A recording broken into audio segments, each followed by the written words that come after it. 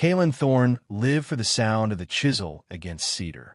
After 15 years in the gray sector, operating in places that didn't exist on maps, he had earned a right to be forgotten.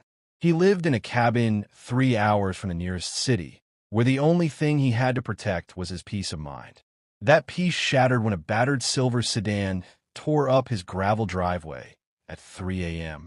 His younger brother, Leo, stumbled out of the car. He wasn't just hurt, he was terrified. Leo had been investigating the Eye, a massive data mining project run by Viktor Drax. He had found proof that Drax was selling private citizen data to foreign cartels.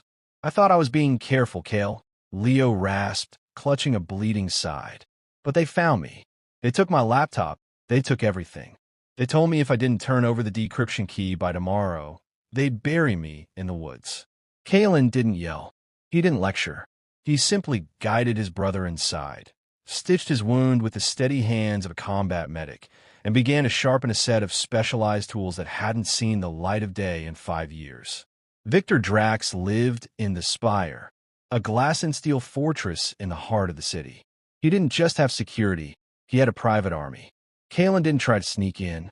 He knew that against Drax's AI-driven facial recognition and thermal sensors, stealth was a losing game. Instead, he chose overload. He walked right through the front glass doors of the lobby at noon. He was carrying a briefcase and wearing a suit that cost more than most people's cars. When the security team moved to intercept him, Kaelen didn't fight. He handed them a tablet. On the screen was a live feed of Drax's private offshore servers.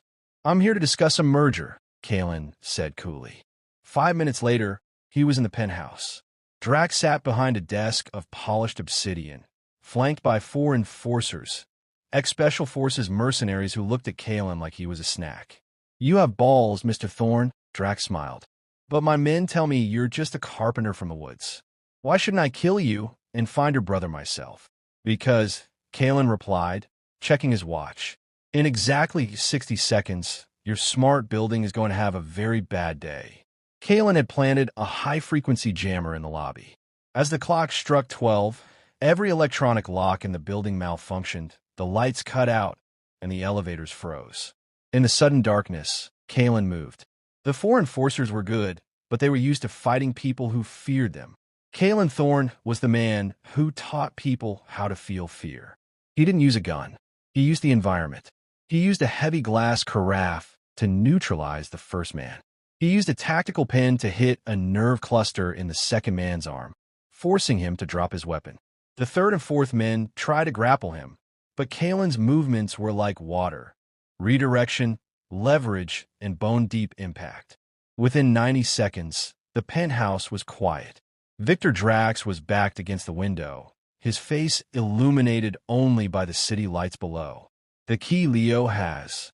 It's not just data," Kaelen said, stepping over a groaning mercenary.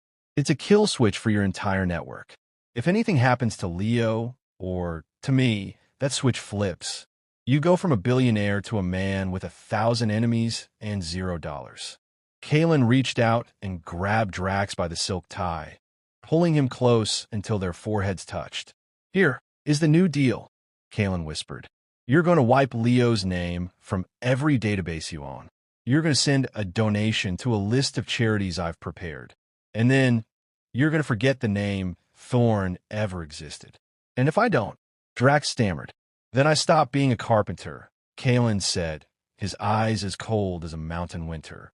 "And I start being the man the government used to send when they wanted a problem to disappear forever." "Do you want to be a problem, Viktor?" Drax was a man of logic. He realized that the cost of killing the Thorns was higher than the cost of letting them go. He erased the files. He paid the tax. Kaelen drove Leo back to the mountains. They didn't talk much on the way. Leo looked at his older brother, the man he thought was just a quiet woodworker, with a new, heavy respect. "How did you know they wouldn't just shoot us both?" Leo asked as they reached the cabin. "I didn't," Kaelen admitted, stepping back into his workshop and picking up a piece of cedar. "But people like Drax think they're the apex predators because they have the most money. They forget that at the end of the day, everything is made of glass. And glass breaks." Kaelen went back to his woodworking. The city was far away, the secrets were buried, and the mountain was quiet once more. But from that day on, Leo never looked at his brother's steady hands the same way again.